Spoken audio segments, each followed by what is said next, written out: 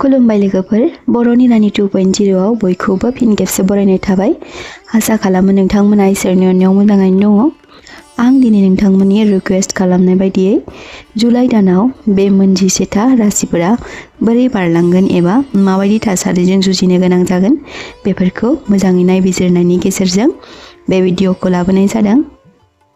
राशियाथ' गासै मोन 12 थायो नालाय भिडिअआ एसे गोलाव जागोन। नोंथांमोना भिडिअखौ जोबजासिम नायबासो बुजिनो मोनगोन। आं कुम्भ राशिनि बागैथ' अलरेडि भिडिअ बानायखांखाबाय। जुदि सोरबा कुम्भ राशिनि मानसिफ्रा बे भिडिअखौ नायनाय जायाखै अब्ला भिडिअनि डिस्क्रिप्शनाव आं लिंकखौ होनानै दोनगोन। नोंथांमोना बेयाव थांना नायहैबानो जाबाय।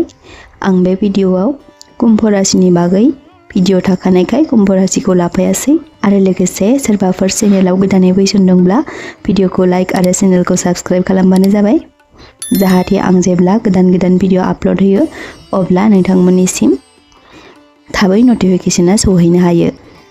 नोंथांमोना भिडिअखौ फारियै जोबजासिम नायलांबानो जाबाय, मानोना मोन 11था राशिखौ फारि नङै आं नोंथांमोननो फोरमायथिलांगोन।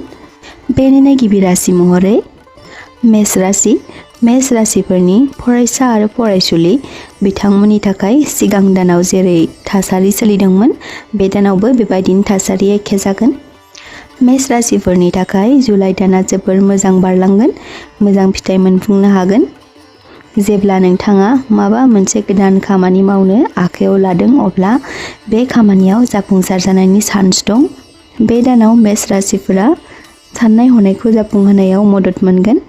बेफार फालांगि आरो जायखिजाया खामानियानो जा मोजां बारलांगोन। धोननि बेलायाव नोंथाङा आखाइ हमथाना सोलिलाङोब्लानो जाबाय। नोंथाङा बे दानावबो नोंथांनि लाइफ पार्टनारनिफ्राय फुल सापर्टखौ मोननो हागोन। सावस्रिनि फारसे नोजोर होना लाखिनाया मोजां आरो बैसोआव देरसिन सुबुंफोरखौ मान होनानै सोलिलाङोब्ला मोजां जागोन। नैथि राशि महरै वृषभ राशि। वृषभ राशिनि मानसिफ्रा जायखिजाया खामानियावनो मोजां फिथाइखौ मोननो हागोन। न'खराव अनज्लायनाय लाबोनो हागौ आरो सुख सान्तिखौ मोनफुंनो हागौ। सावस्रिया गोग्गोयैनो थागोन, नाथाय जानाय लोंनायनि बिथिङाव साबधान जानाया मोजां। बेफार फालांगियाव मोजां जौगासारनायखौ मोनफुंनो हागोन।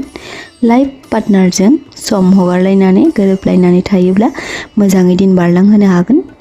फरायसा फरायसुलिनि थाखाय सोलोंथाइ बिथिङाव सिगांनि बायदिनो थागोन। गोब्राब नाजाथाबोब्ला मोजां फिथाइखौ मोननो हागोन। केरियारनि बेलायाव एसे सोलायनाय लाबोनो हागोन। नोंथांमोना गोसो होना मावलांबानो जाबाय। धोननि बेलायाव नांनायनि बारा खरस खालामियानो मोजां आरो गावखौ जेब्लायबो गाज्रि लोगोनिफ्राय सांग्रांथि होनो नाजाब्लानो जाबाय। थामथियाव दं मिथुन राशि। बे दानाव मिथुन राशिफ्रा गावबा गावनि सिनायथिखौ गोजौथिं दावखोलांहोनो हागोन। 4 जुलाइनिफ्रायनो मिथुन राशिनि थाखाय शुक्र ग्रहनि मोजां गुनआ मिथुन राशिफोरखौ जेरैबो बिथिङाव मदद होफागोन। जुलाइनि जोबथा दानसिम मिथुन राशिफोरनियाव मोजां फिथाइयाथ' थागोन, नाथाय बेजों लोगोसे खायसे गाज्रि ग्रहनि साया नांनायखौबो नुनो मोनगोन। मिथुन राशिफ्रा बे जुलाइ दानाव गावबा गावनि रागाखौ कन्ट्रलाव दोननो नाजाब्लानो जाबाय आरो लाइफ पार्टनारनि गेजेराव गोरा सोमोन्दो लाखिनो नाजाबानो जाबाय। नोंथाङा जायखिजाया खामानिखौ मावनो बानाय मोननो हागौ। धोननि बेलायाव सोरनावबा मोननो थानाय एबा सोरनोबा होनो थानाय बैफोरबायदि जेंनानि थाखाय एसे दुखुआव थानो गोनां जानो हागौ। मिथुन राशिनि फरायसा आरो फरायसुलिफोरनि थाखाय सोलोंथाइ बिथिङाव गोब्राब नाजायोब्ला मोजां फिथाइखौ मोनफुंनो हागोन। सावस्रिनि बेलायाव गावखौ जोथोनै दोनोब्ला मोजां जागोन। ब्रैथि राशि महरै कर्कट राशि। कर्कट राशिनि मानसिफोरनि थाखाय जुलाइ दाना एसे गोनो गोथो साननायजों बारलांगोन, जायनि थाखाय नोंथाङा जायखिजाया बिथिङाव निर्णय लानायाव एसे जेंना नुजाथिनाय नुनो मोनगोन। बे समस्याया नोंथांनि जिउआव एसे गोबाव समहालागै थागोन।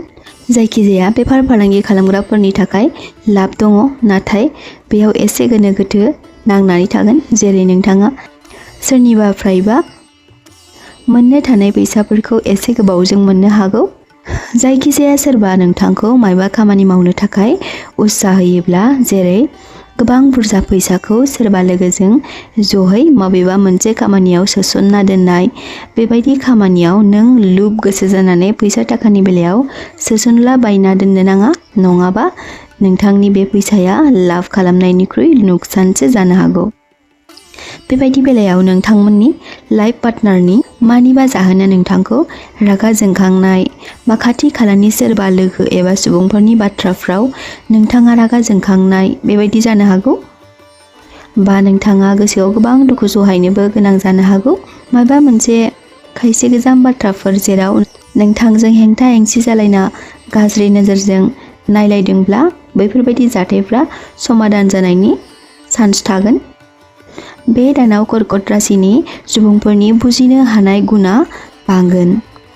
बाथियाव दं सिंह राशि। बे राशिनि थाखाय जुलाइ दाना जोबोर मोजां।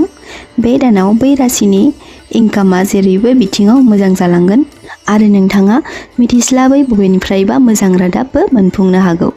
जेरै साननि सोराङा बुहुमाव सोरखिखाङो थिग बेबायदिनो जुलाइ दानाव सिंह राशिनि थाखाय भाग्यआ गेवगोन। बे दानाव सिंह राशिफ्रा जि खामानिखौ गोसो होसारनानै नाजाथाबगासिनो थिग बेबायदिनो बिसोरनि बैफोर खामानिया थाबैनो रं लाबोनो हागौ।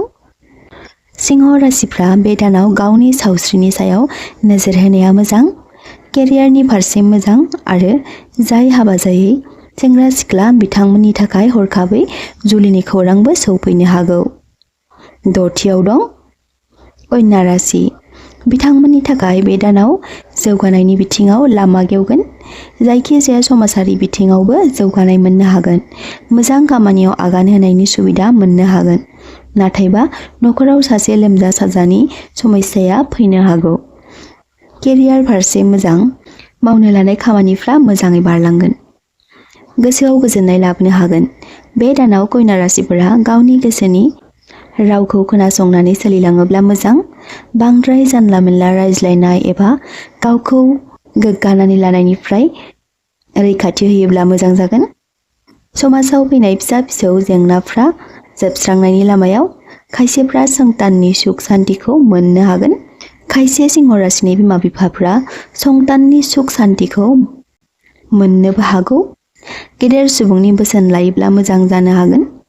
जायखिजाया समाजारि बिथिङाव बाहागो लानो बानाय मोननो हागौ। जिउआव फैनाय फिसा फिसा जाथायफोरा जायखिजाया समाजारि बिथिङाव बाहागो लानो बानाय मोननो हागौ। जिउआव फैनाय फिसा फिसा जाथायफोरा जोबनायनि लामायाव। खायसे बिमा बिफानि सावस्रिया सिन्तायाव गोग्लैनो हागौ। कन्या राशिफोरा गुबुननि खामानिफोराव जानला मेनला आखाइ फोलावना हाबसनना लायिआनो मोजां जागोन। बेफोरबायदि खालामोब्ला बिथांमोननि लाइफआव माबा मोनसे नङा मोनसे फिसा एबा गिदिर इस्युबो सोमजिखांनो हागौ। स्निथियाव दं तुला राशि। जुलाइ दानाव तुला राशिनि सुबुंफोरा गोरोबलायनाय लाबोगोन। ग्रहनि बिथिङाव सानै हयै खामानि मावनाया मोजां। नखराव अनज्लायनाय गोरोबलायनाया फैगोन। बिदा फंबाय आरो गावनि असे आंगो लोगोजों गोरोबलायना थागोन। जुलाइ दानाव तुला राशिनि सुबुंफ्रा केरियाराव गोसो होनानै खामानि मावलांनो हागोन। गोदान मिजिं आरो माबा मोनसे गोदानै सोलोंथाइ लानो नाजाबानो जाबाय। बे राशिफोरखौ शनि ग्रहनिफ्राय देरहासारनाय मोनगोन होनना बुंनाय जादों। बिमा बिफानि सावस्रिखौ मोजाङै लाखिनो नाजा। जानला मेनला खरसा खालामनायनिफ्राय गोजानाव था नङाब्ला बायदिसिना फिसा फिसौ प्रब्लेमफोरखौ फेस खालामनो गोनां जानो हागौ। तुला राशिफोरा बे दानखौ एसे साबधानै बारलांहोयोब्ला मोजां जागोन। तुला राशिनि फरायसाफोरनि थाखाय जुलाइ दाना एसे इसु नुजाथिनो हागौ।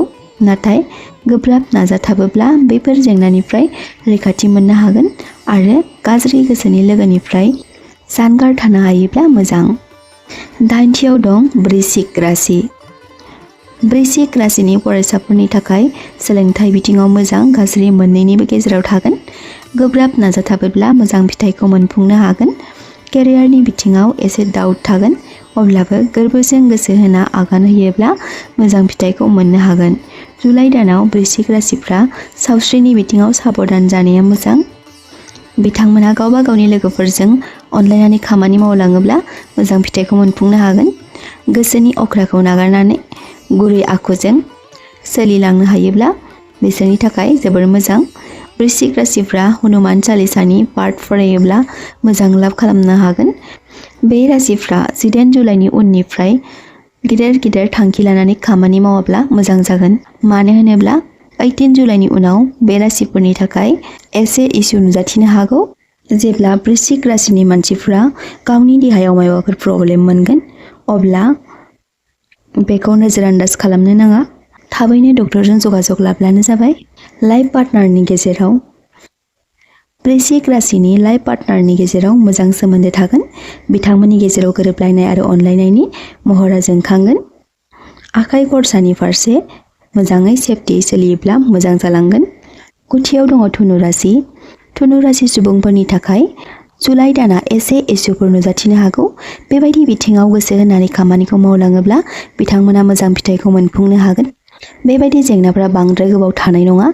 सप्ता मोनसे एबा मोननै बेबायदि समाव मोजां जालांफिनगोन। नोंथाङा बैफोर इसुखौ दानगारनो हानायनि राहाखौ मोननो हागोन।